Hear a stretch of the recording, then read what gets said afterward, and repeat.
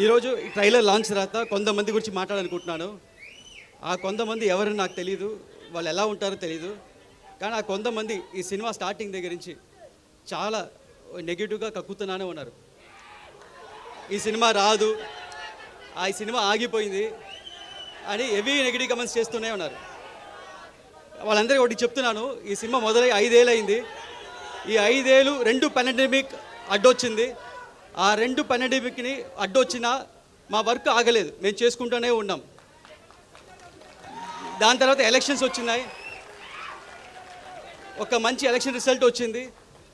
మన power star ఒక్క seat నుంచి 100% స్ట్రైక్ రేట్లో గెలిచారు. డిప్యూటీ సీఎంగా ఎదిగారు. అయినా వాళ్ళు ఆపలేదు, ఈ నెగిటివ్ కమెంట్స్ చేస్తూనే ఉన్నారు. కానీ మేమేం మాట్లాడకుండా మా పని మేము చేసుకుంటూనే ఉన్నాం.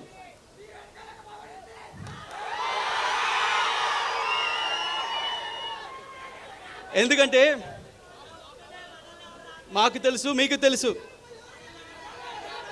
ఇది వాళ్ళు రాసే పిచ్చి రాతలు లేకపోతే వాళ్ళు చెప్పే నెగిటివ్ కమెంట్స్, ఇది ఒక చిన్న గుడిసి కాదు, ఇది ఒక కంచు కోట. ఏది పవర్ స్టార్ సినిమాని ఏది ఆపలేదు. అండ్ అభిమానులైన మిమ్మల్ని ఎవరు ఆపలేరు.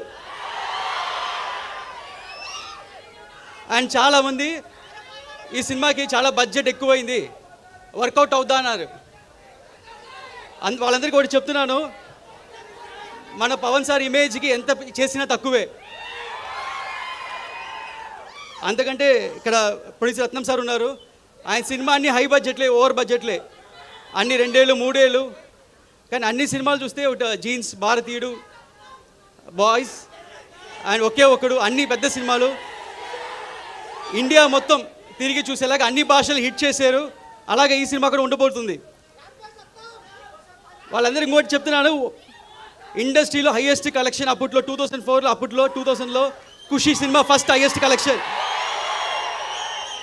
దాని తర్వాత first 100 crores box office collection Telugu సినిమాలో గబ్బర్ సింగ్. అది పవన్ స్టార్ అంటే.